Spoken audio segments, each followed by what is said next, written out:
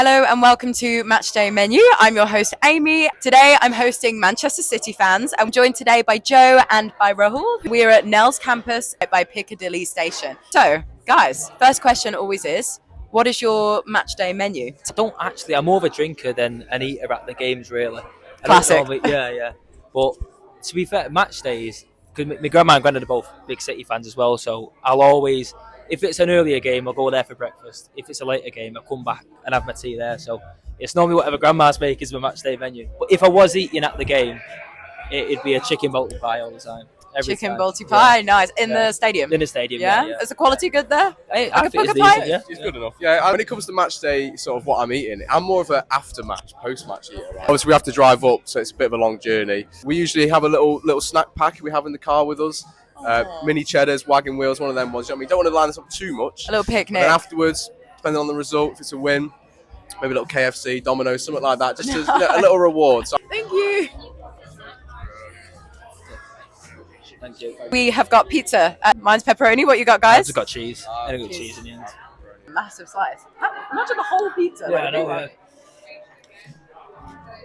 I was going to obviously touch on the Villa game. So looking at your record, you've 4 out of 5 wins, I want to say, the last few games.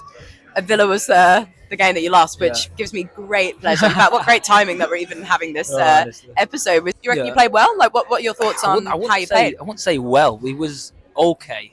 It was all right. We had a few chances later on in the game. I feel like I don't know what it was with that game, to be honest. It's always Villa Park. I don't like going. I'm not going next year. The fortress. Yeah, I just don't like Villa Park. We don't do well. We don't turn it. Tell you what, I must talk about the respect that Pep gave us as well. Like that post-match interview was so respectful, and he speaks so highly of Villa. It's kind of that Catalonian kind of link in it between both of them, both Spanish and all that. There's a lot of respect between the managers themselves. But I think, to be fair, Villa played a decent game. It was one of them for City where everything that couldn't fall, that would have fallen for us the last 3 or 4 weeks, didn't. Every 50-50 we lost. Every cross into the box, I think it was Onana was everywhere that game. That was one of the best games I've ever seen him play. Little chances where Marmoush plays it across the box and Haaland taps it in, but it's just offside. And it was just one of them days for City where anything we did, it just wasn't. Luck wasn't on our side, which you could have said for the last 4 or 5 games before that. It was on our side. So I think at the end of the day, it's a tough place to go anyway. I wasn't going in there expecting to batter us. I was expecting a tough, physical game. And when we saw the teams come out, and it was I think we were playing 4 or 5 midfielders, and I just thought, with the knowledge that Nico Gonzalez was out, Rodri wasn't going to play any part. I just knew we'd get overwhelmed. It was just. So you blame him for the team selection? Then the setup was wrong, maybe? I wouldn't say team selection. I think Reinders is not a 6. We know he's not a natural number 6. So I think it's difficult to ask him to play there, especially away at Villa Park when you know it's a tough place to go. And when you see that team sheet, you think, right, well, you'd have to sort of drop somebody else in there with him. I just think it was unfortunate timing. If Nico Gonzalez was there, we played so much better when he got subbed on sort of the last, half hour, last 20 minutes. Yeah. So I think that shows that maybe it was just unfortunate timing with the injuries that we had and the form that Villa had just got themselves back in. So I can sort of take it as not something I won't read too deep into. Maybe if that had sort of sprung a leak in sort of City's defence and we didn't bounce back against Bournemouth or against Dortmund, I would have been more concerned. But the fact that sort of it's been a singular blip in our kind of last 7 or 8 games, I'm not too fussed about it, really. Yeah. What were you expecting pre-game, though? Were you thinking a win? Yeah, 3 points. No, but then that wasn't to discredit Villa in any way. Yeah. It was just things looked like they were clicking again. We were in a good run of form. Donnarumma's been on fire. Haaland, the way he's been scoring goals. I mean, it did take a whirly for Matty Cash to get past Donnarumma. So yeah, I agree. The lineup, when I seen it, I thought it was just a bit odd. And even then, the changes that he made, I felt like a little bit too late. Savinho and Bob were driving me mad. And Marmoush, I mean, you see the impact. He was on the bench, on the pitch 10 minutes. Yeah. Came on. If he was only a yard further back, then we get a point. But yeah, it's the same. I wouldn't read too much into it. But yeah, I'm not going next year. You mentioned Haaland then. I have this thing with Ollie Watkins, which I keep talking about on Sky Sports apparently. In general, he misses a lot of chances. And I had that conversation with somebody and they said, Haaland's quite similar. Is that true? Does he miss a lot of opportunities? Because I haven't, as a neutral fan, not noticed that. Same with Ollie Watkins. People don't really notice that. No, he misses a few. He misses here and there. But then, to be fair, he does get a lot of chances as well. So you can sort of get away with it. You know what I mean? I mean, even that Villa game, there was a chance in the first half, 1-on-1 with Martinez, and I think we were 1-0 down at that point anyway. But if he takes that away, coming into the second half, I feel like it could be a different game. He misses the odd few, yeah, but you always know that we will give him another chance. There's always going to be another chance anyway. So. And you can rely on him because he is Mr. Consistent, so it's like you can kind of brush away the fact that if he does miss one or two, it don't really matter. I mean, like against Bournemouth, he quite easily could have had a hat-trick, but at that point we were 2-1 up anyway, 3-1 up, so it's like you can kind of forgive him. It's in the games where, against your Liverpools, against your Uniteds, where you're thinking he needs to be tucking them away because you don't know how many chances he's going to get. When it's, your Bournemouths at home, your Dortmunds at home, Burnley, etc., he's going to get fed plenty of chances, and if he misses one, well, he might have just scored two, so it doesn't really matter. It's just those big games where you need him to turn up. And I'd say as well, it's not necessarily just him, it's the service that he gets. I think we've seen a vast improvement in the number of chances that he's actually got now that Cherki's in the team. He seems to play so many more balls sort of over the top or through to him. I mean, at the game against Bournemouth, Cherki was unbelievable. That little headed pass, headed through ball. I think I've only ever seen De Bruyne like head a ball over the back of the defence. But I think we've started to link up better with him, especially Haaland's improved his build-up play. So I think he offers more to the team now than he did maybe a year ago in terms of build-up play and his dribbling skills. He's not just a fox in the box who puts it away. He can be that, but we've seen an improvement. I think there was a chance against Dortmund where he takes it past a couple of the players and weaves in and out. And considering people just call him a tapping merchant, well, I would say he's the exact opposite of that now. He's really improved his game in that regard. Who would you say in the team could potentially be the weak link? Is there a player that you're frustrated at every game? Who is it? I think for me, if you'd have asked me 3 weeks ago, I would have said no other player than Matheus Nunes. Right. Because he's just not a natural right back. You can't expect someone who's played on the left-hand side of midfield for City to be an exceptional right back, a top-quality right back, which you need to win leagues, to challenge for cups, especially when you're sort of going from Kyle Walker to Matheus Nunes. There is going to be a drop-off there. But in the last 3 or 4 weeks, the guy I think he's really took on that role. He sort of knuckled down and thought, right, well, I'm obviously not going to get a chance anywhere else on the pitch. There's a couple injuries in the squad to Kusanov. He's probably thinking, if I perform now, I can really nail down this spot at right back. And he has done.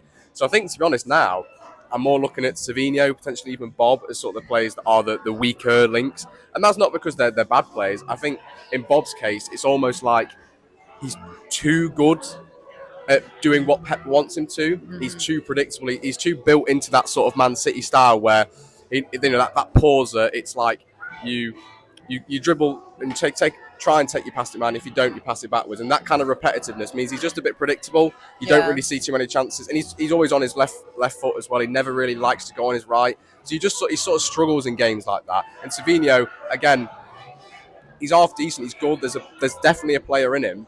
The trouble is that too often now he's beating his man. He's getting in the box, but he's not putting the ball in the back of the net. He's a really weak finish on him. So I think if I had to single out any players, I'd say them two. But that's not because they're playing like terrible or anything. It's just because I think City fans, we're spoiled, aren't we, when it comes to wingers. Yeah. Even just in the past, like Sane, 21, he was doing amazing things at City. Savinho, of the same age, isn't at the Sane level. So I think a lot of City fans are going, well, why isn't he? And I think you've got to give him a bit of time. The club clearly have the faith in him to keep him about the place if we're going to offer him a new contract and reject, or would have rejected £70-odd million for him. So I just think we've got to be patient with him. That's my motto with a lot of players. Just be patient. They're young. You can't expect them to be sort of come into a team and be straight away unless they are that kind of superstar status, which Savinho obviously isn't. So is that right hand side? I like them all. This is the problem. That's a good problem. No, yeah, I know. Yeah, even I don't know. You see the personality in the team. I don't know if it's because a lot of the stuff that City put out on the social media or the documentaries or like that treble documentary on Netflix. You see more of the personality. It's like Calvin Phillips. He's nowhere to be seen, but I love him. Do you? Yeah, it's just the personality in it. So I struggle to criticise any player, to be honest. Mm-hmm. But it is that right hand side. Nunes, like you said, he's improved big time over the past 6 months. But I'd still rather Kusanov. I think Kusanov, if he starts defensively anyway, we're solid. We're fine. And that right hand side, we're spoilt for choice. I like Savinho, I like them all, but it can be frustrating. If it's one of them two, it gets frustrating at times. Too predictable. They're both similar-ish, aren't they? Left foot. Take the man on every time and then pass it back, and it's in a game where you're not controlling and you need to be clinical with your chances. Villa game specifically, how Savinho lasted as long, I don't know. But yeah, it depends on the game, but that right hand side is probably our most frustrating part of the pitch. Yeah. But with such like a solid squad that you have, because you seem fairly content anyway, rightfully so. What's different with Arsenal's team? Because they're obviously do we think Arsenal are going to win this season? I do. The league. All right. If you ask me that, if I had a gun to be, I'd say Arsenal. To be honest, I don't want to, but I feel like I don't know. They look ready for it. They're good. They look up for it. I mean, anything could happen. A few injuries, I mean, even one or two losses, we've seen it in the past, but I don't know. There's like a core of players there that have been nearly men so many times now. The manager nearly man so many times that they are known bottle jobs. Yeah, I know, and I hope with every being in me that they fall apart. Yeah, I think everyone's the same. I hate Liverpool more than Arsenal, but because Arsenal don't win anything, I'd have a Liverpool win. I do think Arsenal are who I'm most fearing of this season. I think Liverpool, they spent a lot of money, but the players just it seems like it's like Football Manager or FIFA. Do you know what I mean? Like, they've seen all the players that are good at the minute, spent all the money on them without kind of thinking about how do they all fit in. Like, you've got 2 really attacking fullbacks, you've got like 4 new attackers. Where does that? How are they supposed to gel? Like, exactly. Overnight, I think we saw that in the last couple of weeks where they have kind of fallen off form a little bit. But Arsenal, that's who I'm worried about the most, mainly because the only issue they've got now is themselves. Yeah. I think before it was lack of centre back depth, Saliba getting injured, or what's going to happen. Whereas now they've got that Mosquera kid, they've got Hincapié from Bayer Leverkusen, and it's like, okay, if Saliba goes down, I think they'd be more than happy to have a defence consisting of Hincapié or anybody else. I think they'd cope quite well. And I think the only issue they have now is themselves. It's like when they turn up to Anfield and play defensive football, when Liverpool, they know, can concede goals. Instead, they play for a draw. If they come to City and they play for a draw, and if City are on form that day and we beat them, that's their issue, because we know that City can be get at this season. We can concede goals. Liverpool can concede goals. The trouble with Arsenal is they seem to just be too conservative. Think, right, we win all of our home games, beat all the sort of the rest of the 14 away, and if we can just not lose against everybody else, that's going to be enough. It's not. You need to go to your title rivals away from home and at least try and beat them, or at your ground you need to you need to beat them rather than sort of play conservative. So I think that's their only issue this season. But Arsenal, for sure, is who I'm most fearful of. And to be honest, I have a weird respect for Liverpool. I think because they had to, because the Klopp and the Pep era and sort of how much they pushed us to sort of, getting 98 points and winning the league, and them getting 97 and not winning the league. I've got a bit of a respect for sort of, fair enough, you guys are a really good footballing team. Arsenal is a bit sort of like, they're so cocky and think they're going to win it. They've been cocky for so long. Exactly. As well. They're living off the past, most of them. Exactly. I know a couple Arsenal fans I know going all the way back. I know a couple Arsenal fans, so I know we're watching this, and they are very cocky. They don't shut up about whenever they get a win or a good result, and it's 6 points now. It's 9 points, and you've still got to play, and it's like, lads, do you know what I mean? We're not even in December yet. It's not crunch time. It's very early. Like, it just almost feel like everyone's just said, right, Arsenal will win the league. This is who's going down. Blah blah blah. Actually, there's all to play for everybody. I think with City, the way Sunderland are flying, aren't they? And I'd love it if they. I always like to see the promoted teams do well. We've had a run of years now where they've all just gone straight back down. So it'd be really nice to see someone sort of finish in the top of the table. But I think with City, I'm always confident we can win the league this season. I'm always confident. Even going into last season, until about Rodgers' injury, I thought there's a chance we win it. I think for City, it's more just reliant on Arsenal dropping off, because I think if we can be sort of 3 or 6 points by Christmas, by January, in them big run of games where they're playing Wednesday, Saturday, if we're there or thereabouts, it wouldn't surprise me if we've seen Villa beat Arsenal at home a couple of times. One of them games could cause a little slip up, and if there's any team that you don't want to be ahead of in a title race and you've just dropped points, it's City, because they will hunt you down. They will smell blood and they will hunt you down. Yeah. It's nice to be that confident as well about your own team. I couldn't even imagine that. Your expectations before the season? Silverware? What did you expect going into this season? I didn't really know what to expect. Silverware, of course. Now, what do you want to win? It all? Yeah, everything. The treble? Yeah. I'd love to make it number 2 for the Champions League. I've got my art set. I've already got it booked off work. Budapest 2026. Wow. I'd love it. And I feel like, weirdly enough, and it's something that we're not normally like with Pep Guardiola, I feel like this team that we've got right now it's somewhat weirdly more set up to win the Champions League than the Premier League. Look at Arsenal, how consistent they are, like all-round team, how the depth they've got. I know we've got a good bit of depth as well, but they look, because of the consistency and everything, they look like they're set on to win the league. Yeah. With us, with the signing of Donnarumma as well, I think Donnarumma and Haaland are the two, obviously both ends of the pitch.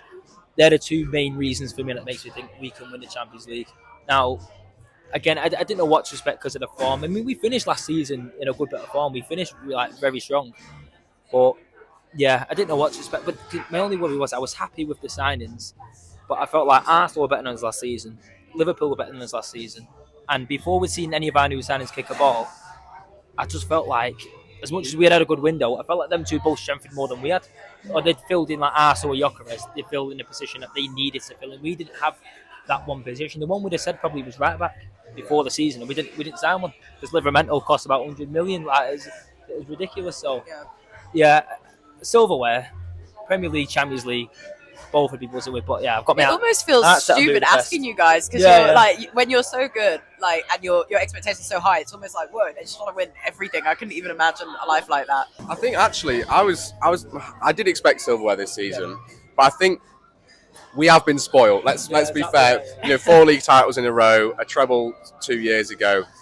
We ought to there's a reason that no team has won 4 in a row. There's a reason that no team has done some of the achievements that City have done. It's because it's just abnormal. And that's what happens when you have the greatest manager in the history of football, I would say. I'm sure there'll be many people who would debate that, but the only thing I have with Pep is he has inherited a great team when he first came in. It's not like... Right, I can only talk about Unai Emery here because it's relatable to me, and I think it's a great prime example. He took a team on the brink of relegation, that we'd had 10 managers, we were really bad, and he got us into Europe in his first season. That to me is a fan. Obviously, I'm biased Villa fan, but that's a different. I'm not disputing he's not fantastic. Pep is one of my favourite managers of all time. You can't deny what he's done, but it is easier when you've got all the money in the world. I don't even know how financial fair play works with City because you were the first ones to. I think that's why we have it now because of you guys. Well, back in the day. I mean, this will be my blue tinted glasses coming out, but I'm pretty sure it's because the other clubs realise that if we get taken over or if any other club gets money, they're going to challenge the Arsenals, the Liverpools, Uniteds, and that is what happens. I kind of get that point with Pep, but I also think that there's other things that kind of offset that, like the fact that the guy innovates so much and sets people said he would come to England and he'd fail, he wouldn't be able to revolutionise football. Now you've got sort of step 8 teams trying to play out from the back. You've got me, Sunday League, trying to play out from the back. Do you know what I mean? Yeah, well, we play out from the back as well, and it's beautiful. Obviously it existed before that, but not in the terms of everyone in the Football League now is trying to replicate that Pep style that came about in 16-17. And even in his first season, it wasn't great. He inherited an okay team. I wouldn't say it was a great team. He inherited an okay team. I think the young players came through at the right time for him. The signings that he made, and he signed Nolito. That wasn't a great sign in his first year. But I would say, in my eyes anyway, that is obviously blue-tinted, but I'd say he's better than Fergie. He did things that Fergie couldn't do, which is definitely a topic for debate. Do you think you're saying that because Fergie's United as well? Yeah, yes, absolutely. Absolutely. I'd say we did a better treble than United. I'd say they didn't win 4 in a row. I don't even know my opinion. I need time to think about what I think about that statement. The main thing I will say is they're not even from Manchester. They're in Greater Manchester. If we're going to be geographical about this, all right, Manchester has to be blue because they're not even in Manchester. They're in Greater Manchester. Wow. So you heard it here first. Exactly. Manchester United are not a Manchester club. Going back to season expectations, I think I kind of had to lower mine because I was thinking, we have been so successful for so long. There has to be a drop off. We thought it'd be the season before when we won the 4th in a row. Yeah. Obviously, we had that then the season after. And I think I was thinking I would be more than happy to have another FA Cup final, potentially an FA Cup win, and a Champions League finish this season. I'd be more than happy for that because you've got a squad of players now who, I'd say over half of them, haven't won a trophy with City. So you can't expect them to be ready to sort of fight for the big trophies and be that kind of consistent, that team over the 38 games. I mean, I'm pleasantly surprised by the fact that the team is starting to gel. We have seen a lot of improvements. And I would totally agree with you. I think Champions League, I would say we have a better chance of that than we do the Prem. I think that spine of, if provided Rodri's fit, Haaland, Rodri, Diaz, Stones, Donnarumma in goal, that sort of spine, that is a Champions League winning spine. And at that point as well, it's not about how consistently good can you be, just can you get through a knockout game. And when you've got a brick wall in Donnarumma, who it doesn't matter that if City go really offensive and we concede we have 2-3 shots against us. Unlike previous years, I'm much more confident with Donnarumma in net that he can go on and save it. Or if we get to a penalty shootout, I'm much more confident that he can save 2 or 3 penalties. And it doesn't mean that we're having to let our goalkeeper take our 5th pen and all that. So I think with the spine that we've got, it really honestly wouldn't surprise me if City went on and won a couple of cups maybe, including the Champions League this year. Could I just get your opinion on the Fergie statement there? What's your thoughts on that? I mean, I'm going to be the same. I'm going to have to back Pep out. Of course I am. Yeah, I agree. The treble. They had a chance to stop our treble. We didn't. 13 seconds, which we were 1-0 up. And yeah, I agree in the sense that look at the way that Pep's just revolutionised the game. Everyone tries copying what he does. Off topic, I'm going to move on to Jack Grealish. Curious, what do we think of Jack Grealish? I'll start off. I love him. I love him as a player. I love him as a man. I think he's a player now. He's at Everton or a player at City? Yeah, did you love him as a player at City? Both. You did? Both. Oh, really? I love Jack Grealish. I mean, what I was just on about before about you see the personalities. I don't think there's a better footballing personality out there than Jack Grealish. He's nice. He's down to earth. He's funny. But at City, he was instrumental in our treble season. Big games, turning up. I mean, I know we lost the game, but I can picture now when we lost to United, he scored that goal, running to the corner flag against Arsenal to make it 3-1, running to the corner. It's that knee slide corner flag every time. I thought he had a good game. He played a good Champions League final. The entire treble season was his best season. He came in, and I think it was his first home game against Norwich he scored. Before it could be the start of things. And that first season was slow. He said it himself at the end of the season. But that treble season was it. And it was just weird because... But did he play that much? Treble season he played. It was the following season. He gets a lot of hate online. Everyone says he's just sat on the after winning the treble. He was obviously going nuts with the celebrations, and everyone was like, he's sat on a bench and he's winning treble. Yeah, so I mean, Pep. I don't know what it was. Whether it's a thing with we didn't like the way Grealish was playing, or I don't know. People I think read too much into things, but it was bizarre. A lack of game time for the quality of player he was as well, and with City struggling. How poor we were, and he's on the bench every time. And I think the moment, I mean, I knew it was probably the end way before that anyway, but I remember that final against Crystal Palace when we needed a goal 15 minutes to go, and he gave Claudio Echeverri, who'd never kicked a ball in the first team, his debut when Grealish is there waiting on the bench. Yeah, that's a strange decision. It was bizarre. It's the only thing where he was on about the overthinking. I say if I had to nitpick at Pep, one of the things I'd like is I just wish he'd give Grealish more game time, even in the middle, playing in midfield. At the start of last season, we were saying if you're not going to play him out wide, Kev's not. He's not the same as he was. Gundogan came back a different player. Play him down the middle. He did it one game against Forest. We won 3-1. Yeah. We just didn't see it there again. I love him. Yeah, I'm in total agreement. I love Grealish, like I say, as a bloke. I think he's a great personality. He gets a lot of slack for his antics outside of football, but I think it's too harsh on him. What do you expect a player to do after he wins the treble? Yeah. Do you know what I mean? And I think as well as a player, he's very overhated. I think I would say he was very important, if not crucial, to that treble win because of the style of football that we played. That rigid kind of, defensively sound 4 centre halves. He helped be that kind of winger who did pass backwards, but he could take his man on. And I think Pep came out and defended him at some point and said, I don't ask Grealish to take his man on and beat and create goals. I ask him to do his job, and he does that perfectly. And I think a lot of fans, because again, we were spoiled by previous wingers in Sterling and Sane, and these wingers are explosive, they score your goals, they win your games. Grealish's role in the team was much different to that, and I think people didn't realise that until Pep came out and said it himself. I think it strikes me as one of those players where, like he is doing at Everton, he can succeed at a club where the expectation maybe isn't too high on him, maybe the pressure isn't too high. At City, he comes in as the star signing, £100 million. First season, not great. It's then like, right, okay, you've got to perform now. He does.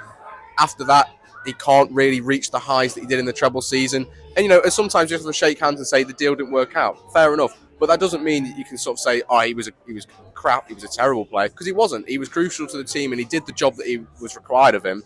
It was just sort of City fans, I think, had different expectations. They wanted more from him. Things just didn't work out. It was one of them players where it's just sort of, unfortunate timing maybe, or unfortunate circumstances, just events outside of football and in football that just meant it couldn't really work out. But again, like you say, watching him on like the City YouTube videos, and you see the character he is, and the way that he just sort of has this like brotherhood relationship with all the other players, and even when he comes back to City to play for Everton, he's shaking hands with everybody, he's hugging, he smiles all around. I just think it's unfortunate the way it worked out on the footballing side of things. But yeah, I still have loads of respect for him. I still love him as a player, and I want him to do well at Everton, and I want him. If he doesn't have a future at City, which it seems unlikely he does, I hope that he does get either moved to Everton permanently, or this sort of strikes up a chance for other teams to come into the market for him, and he gets his opportunity elsewhere. Yeah. It wouldn't surprise me. We're a bit mixed though. Like 50-50, but like when he plays at Villa Park, he gets booed. Yeah. But it's like it's not everyone, but the boos are louder than the cheers. It sounds really toxic. I've never understood the booing. I think it's so unfair. Because it's not just Villa Park. Anywhere he goes, he gets booed. And people just read it. But it was only at City. Because now at Everton, the guy don't get booed anywhere. It's just when he was at City. I think it was maybe the price tag or something like that. And just the fact it was City and people being spiteful. Yeah. I mean, it just it doesn't make sense. Like, the guy's done nothing wrong. It's not his fault that Villa wanted 100 mil from him and City paid it. Do you know what I mean? That's between the clubs. Yeah.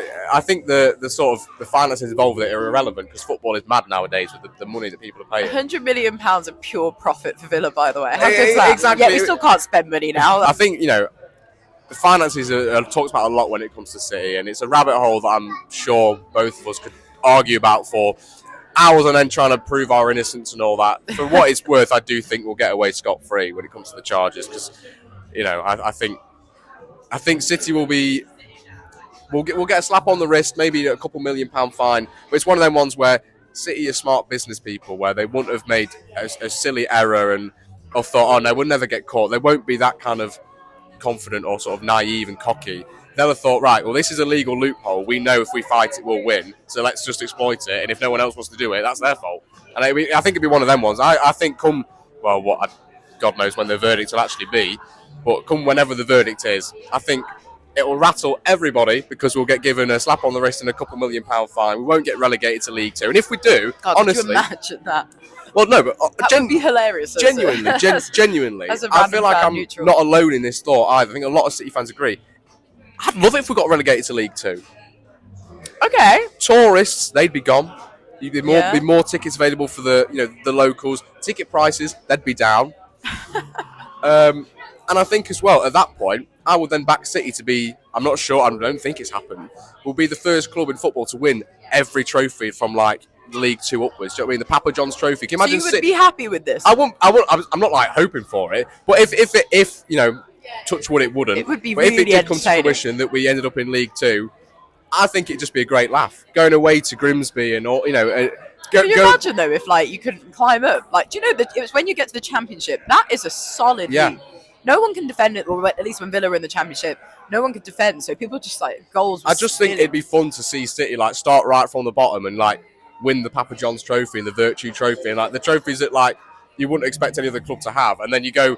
You win League Two, you win League One, you win all the other cups and stuff, and you're like the first club in England to win all the trophies. Because I'd be confident that City would be able to do that, even if we lost all the players and like we had to use the academy lads. I think they're a quality little standard at the current moment. Our academy is brilliant, and I just think it'd be a fun. Like, it's one of them ones where you might test it out on FIFA as like a social experiment to see what happens. Because I think, obviously, I don't want it to happen, but if it did, I just think it'd be a great laugh. And Pep, he would stay, I'm sure. I mean, to be fair, when them charges first came out, he was ahead of anyone. He backed us like 100%. Made jokes about if Paul Dickov and Sean Goat have got to play, I'll still be here. Like, he backs us stronger than anyone. So yeah. I mean, I understand what you're saying. I would to an extent. I think it'd be a good laugh. Maybe Championship. Go and piss the Championship for a laugh, and then I feel like I know it's still a good league Championship, but it'd be interesting to see what. I feel like there'd be a good core of players there if it was just to the Championship. League Two, I'd imagine it all, and understandably for their career, I get that they're all going, but I think we'd keep hold of a fair few. If it's just one season in the Championship, take the piss out of that league and come up and then win the league again. I think it'd be a good laugh, but I don't think it'll happen. I think it'll be all right. I've got no reason to believe we won't be. I mean, we've had similar-ish incidents with UEFA. We beat that case. The club, I mean, they took us over in a bad state, and look at what they've built. Not just at the club, the area of Manchester, everything. I've got no reason to doubt anything that they're doing. So yeah, I'm all right. I'm reasonably confident with that. Anyway, yeah. I would love Vincent Kompany. And to be fair, I think maybe City fans won't find it controversial. I think a lot of other Premier League fans, from other clubs, might have seen his time at Burnley and might think it'd be a disaster.